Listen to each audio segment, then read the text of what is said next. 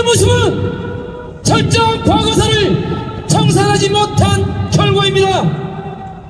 오늘 기꺼이 광주의 한나라에 메워져서 작금의 사태에 대한 촌철 살인 같은 사이다 같은 발언을 해주실 한국사 강사이자 역사 바로잡기 연구소 소장 황현필 소장님을 소개하겠습니다.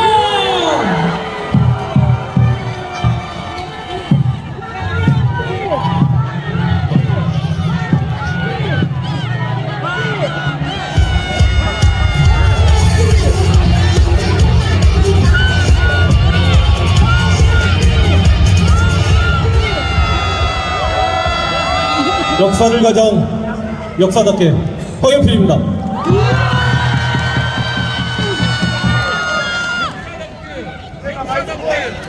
자랑스러운 민주화의 성지 광주의 산수동에서 태어났습니다.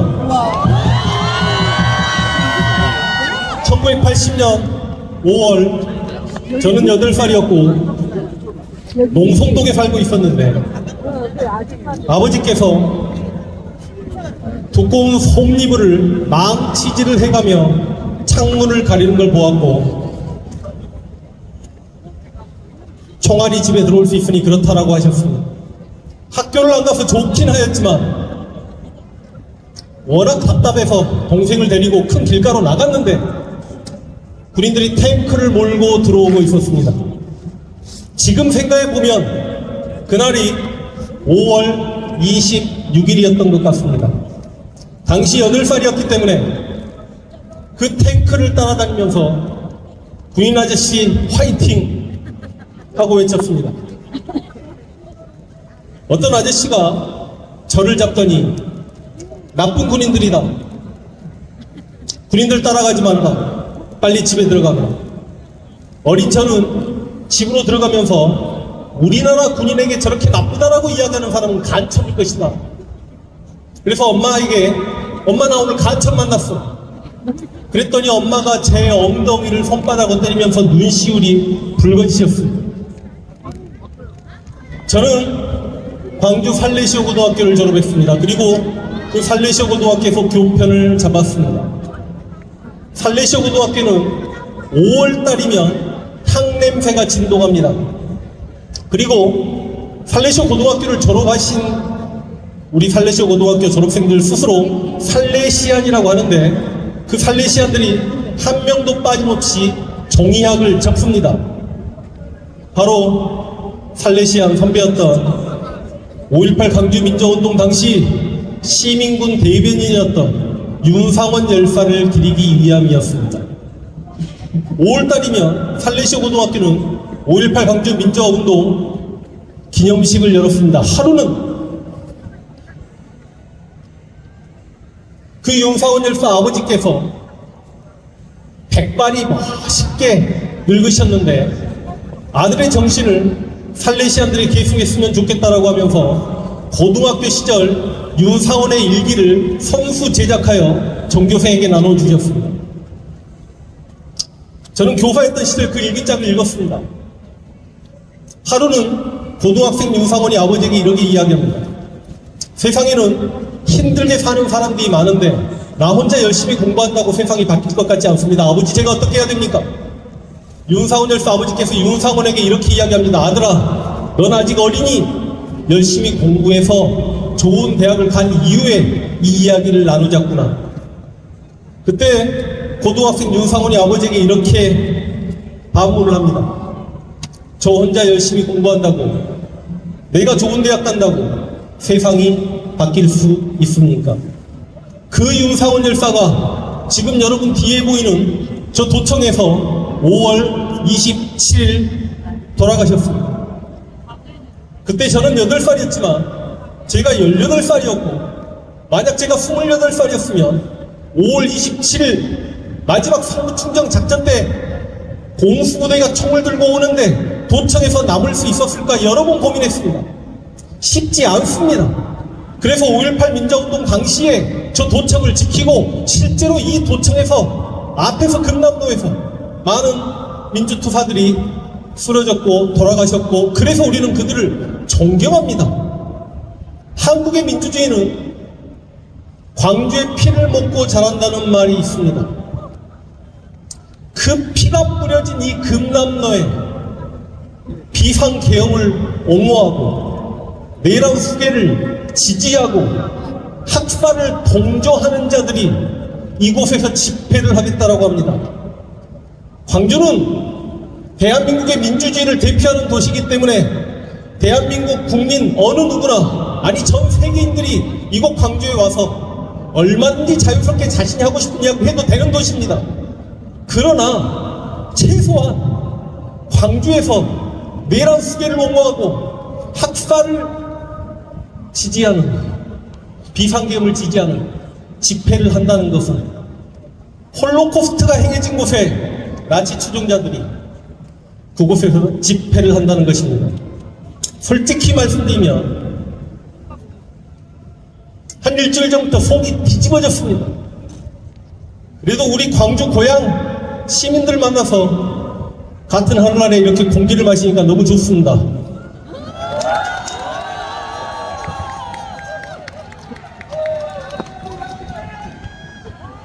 저 흥분하면 목이 타요. 흥분해볼까요? 저것들을 뭐라고 부릅니까? 개새끼요? 뭐라고 불러요? 보통 뭐라고 이야기해요? 극우라고 이야기하죠? 쟤들 극우 맞아요? 극우 아니에요! 극우는 순혈주의, 인종주의, 자민족 중심주의, 자국 국가 이익만을 챙기는 처절한 애국심에 그 극우가 국수주의와 전체주의와 만나서 일본의 군국주의가 되고 이탈리아의 파시즘이 되고 독일의 나치즘이 됩니다. 독일의 나치즘이 요거도 먹는 이유가 뭐죠? 독재를 추종했기 때문이죠. 히틀러. 또 하나 요거도 먹는 이유가 뭐죠? 유태인을 학살했기 때문이죠. 그래서 극우의 대표성을 띠는 게 나치즘입니다. 폭력성을 동반합니다. 그런데 쟤네들은 일본 편 병신 친일 매국 세력이잖아요. 맞아. 독재 추종 세력이잖아요. 학살 동조 세력이잖아요. 그래서 저기 추종했던 사람들 한번 보십시오. 우리 역사상, 우리 역사를 통틀어서 가장 많은 민간을 학살했던 이승만을 추종합니다. 간첩 사건 조작했던, 그렇게 많은 민주투사들 죽였던 박정희를 존경합니다. 전두환을 추종하고 수고대상 500명, 아마 그 500명 안에는 저도 들어있을 것 같은데 그 윤석열을 지지합니다. 이게 무슨 차이가 있는지 아십니까? 나치는 자민족 우월주의 입각에서 유대인을 죽였어요. 근데 저들은 같은 민족을 학살했던 사람을 추종하는 시들입니다. 나쁜 놈 아닙니까? 저 혼자 억울합니까 지금? 기본적으로 국우라 하면 애국심을 동반해야 되는데 저들은 친일 매국 세력이고 자학사관에 빠져서 우리 조선의 역사를 비하하고 세종대왕을 공격하고 식민지 근대화론을 옹호하는 세력이고, 그리고 학살을 지지하는데 같은 민족을 죽였던 학살자를 지지하는 세력이기 때문에 저들을 부를 수 있는 단어는 존재하지 않습니다. 그래서 오늘 광주로 내려오면서 대체 저들을 뭐라고 불러야 될까? 가짜 국우라고 불러야 될까? 너무 약하다. 지금 저희가 제작하고 있는 영화 독립전쟁의 감독님이 기가 막힌 단어를 하나 주셨습니다. 저들은 아무리 죽이려고 해도 죽지 않는 매국 좀비다.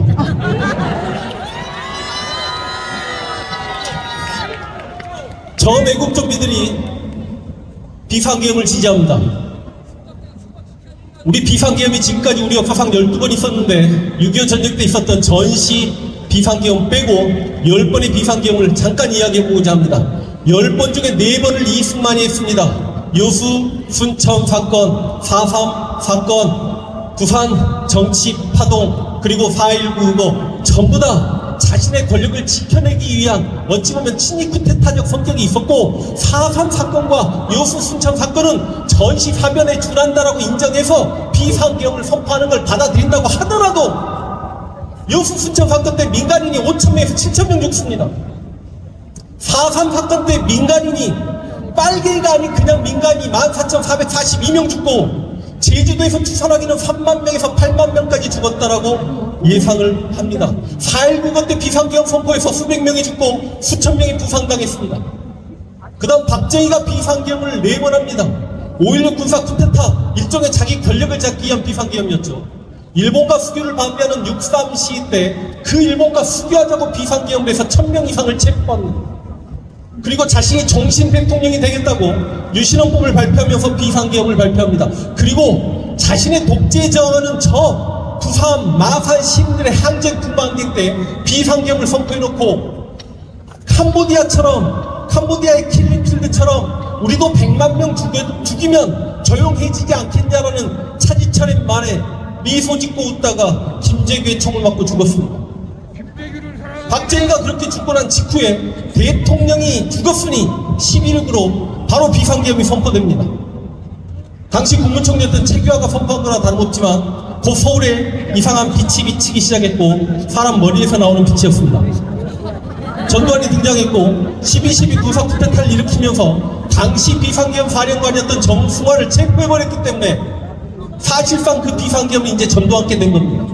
그 전두환이 서울에 본 그 난리통에도 계엄군을 한 번도 서울에 집어넣지 못하다가 공수부대 얼굴 컵배기도 서울에서는 내놓지 못하다가 그 서울의 봄이 5월 15일 날 끝나고 5월 16일 날 고려대학생들의 시위가 끝나고 5월 17일 밤 12시에 아무도 모르게 비상계엄을 확대했고 5월 18일은 일요일이었고 지금처럼 인터넷 시대도 아니고 핸드폰도 없었고 김대중이 뇌랑수객죄로 구속됐다는 걸 아는 광주 시민들이 없었던 그 5월 18일 아침에 전남대학교 앞에서 무자비한 폭행을 가하면서 학살이 시작됐고 그게 5.18 광주 민주화 운동입니다. 방금 말씀드린 비상계엄은 이승만, 박정희, 전두환의 비상계엄 용납할 수가 없습니다. 그런데 윤석열의 비상계엄은 용납하고 안 하고를 떠나서 코믹스럽습니다. 전시 상황이나 사변에 준하는 상황도 아니었고 공공의 안녕을 헤아려야 되는 시기도 아니었습니다. 대체 왜 비상계엄을 했대요? 아니 독재국가가 아니고 민주국가에서 공산주의 국가가 아니고 자본주의 국가에서 후진국가 아니고 선진국에서 국민소득이 3만 달러가 넘는 나라에서 요소야대 싫다고 비상계엄했던 것도 아마 역사상 윤석열이 최초일 거고 자기 마누라 특검 받자고 비상계엄한 것도 윤석열이 최초일 것입니다. 이렇게 평화시에 비상계엄이 선포되는 것 자체가 아마 최초이고 그 비상계엄이 2시간 만에 해제되는 것도 역사상 최초일 것입니다. 저 윤석열이 뭐라고 이야기했냐? 정복 반국가 세력을 석탕하고 헌정 질서를 유지하기 위해 비상계엄을 했다라고 합니다. 여러분 정복이십니까? 제가 정복인가요? 유유상종이라고 제 주변의 90% 정도는 소위 진보입니다. 근데 최근 몇 년간 아니 십수년간 북한을 찬양 공모하거나 김일성을 추종하는 자를 만난 적이 없습니다. 그런 사람들 만나면 우리 선전하지 않습니까? 그래서 우리가 광주광역시에서 그냥 김일성 받고 시작합시다. 동의하십니까? 네! 자, 한 번만 따라하세요. 김일성 개 왜 우리가 빨갱입니까?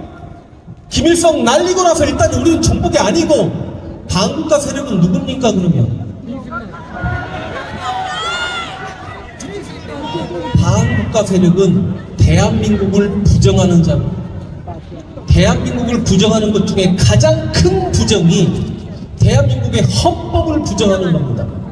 우리 헌법에 입각하면 3.1정신을 계승하고 임시정부의 법통을 계승하고 이승만은 불의라고 규정했습니다. 그 불의를 배격하고 4.19를 받아들여야만 합니다.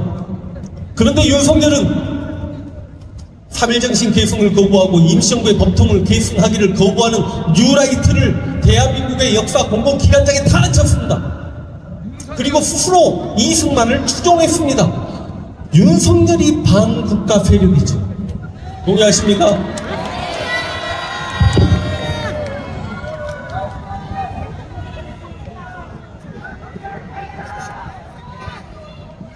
지금 윤석열 탄핵을 반대하는 사람들이 있습니다. 윤석열 탄핵이 기각이 되면 그냥 바로 갑시다. 윤석열 대통령 자리에 다시 앉게 되면 어떤 일이 벌어지느냐? 비상계엄의 공포 속에 살아야 합니다. 김대중 전 대통령이 가장 크게 잘못한 것 중에 하나가 전두환 이 새끼를 1년 만에 꺼내준 겁니다. 전두환을 1년 만에 꺼내줬기 때문에 윤석열 일당이 겁대가리 없이 비상계엄을 한 거예요. 전두환이 풀려나면서 노태우, 황영시, 정호영, 허화평, 허삼수, 장세동 다 풀려납니다. 만약에 윤석열이 다시 대통령 자리에 앉게 되면 국방부 장관, 방첩대 사령관, 수도경비 사령관 이 새끼들 다 풀려납니다. 이 새끼가 대통령 자리에 있을 때 우리는 비상계엄의 공포에 살 수가 없어요. 설령 2년 동안 눈치 보면서 비상계엄을 선포 안 한다 칩시다. 2년 후에 만약에 정권이 민주당으로 넘어갈 것 같으면 윤석열과 그 일당들이 공정하게 선거를 치르겠습니까? 아니요. 정권이 넘어갈 것 같으면 윤석열이 뭐 할 것 같습니까? 전쟁 일으킵니다. 동의하지 않습니까? 저런데 전쟁 일으키겠다는 대통령이 탄핵돼서는 안 된다는 사람들은 이 한반도에 전쟁을 불러오겠다는 겁니까? 전쟁 일으키고도 남을 놈이라는 건 이번에 여러 가지 정황상 다 드러났죠? 또 하나, 대한민국에서 가장 슬픈 현실이 이승만을 추종하는 자들이 많고 그것이 소위 현재 대한민국 보수, 극우, 저 교회 집단이라는 건데 이게 문제가 뭐냐? 이승만은 우리 역사상 전시 상황 이건 아니걸 떠나서 전장에서 적으로 만난 사람이 아닌 자국의 민간인을 가장 많이 죽인 게 이승만인데 그런 이승만을 추종하는 저들은 윤석열 대통령 자리에 있어서 전쟁을 일으키면 얼마나 많은 민간인을 또 죽이겠냐고. 아시아에서 민간인을 학살한다는 그 윤석열을 지지하고 그 탄핵을 반대해야 되겠습니까?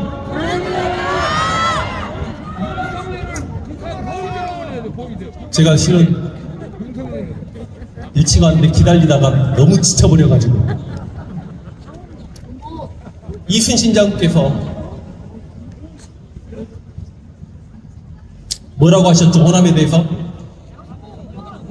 양무, 호남, 시무, 국가라고 하셨습니다. 호남이 없으면 국가가 없다. 이 말은 400년이 지난 지금까지 현재 진행형이라 생각합니다.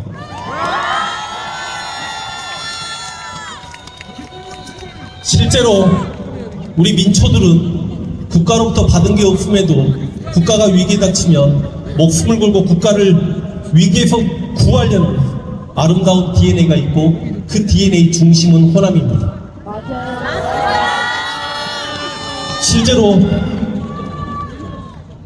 일제가 조선을 침략했을 때 민초들이 저항했던 동학 농민운동의 출발 역시 호남이었고 1907년 고종 황제가 강제 퇴위당하고 대한민국의 군대가 해산됐을 때 전국 각지에서 의병이 거병했지만 실제로 의병 거병 횟수와 전투의 절반은 호남이었습니다. 그래서 일제는 호남의 의병을 토벌해야 조선 병합이 가능하겠구나. 그게 1909년의 호남 대토벌 작전입니다. 1909년에 호남을 대토벌하고 나서야 1910년에 일본이 나라를 병합했습니다.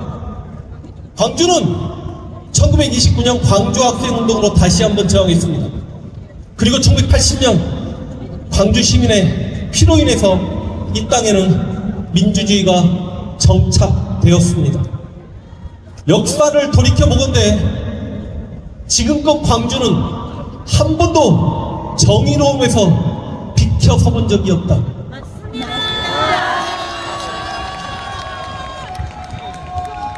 저렇게 정의로움에 열등의식 있는 자들이 광주를 폄훼하고 윤석열을 지지하는 새끼들이다. 빨리 끝내라고 합니다. 자랑스러운 광주 시민들, 그리고 아름다운 진보 정신을 가지고 사는 대한민국 국민들과 함께 친일매국 세력과 독재 추종 세력, 그리고 학살 세력이 더 이상 이 땅에서 큰 소리 치지 않는 아름다운 대한민국을 만들어서 후손들에게 물려줘야 하는 게 분단 시대를 살아가는 저희의 의무이고 사명이라 생각합니다. 광주 시민들이 앞장서서 그렇게 아름다운 대한민국을 만들어 주실 걸 바라며 저는 강의를 마칠 수 있도록 하겠습니다.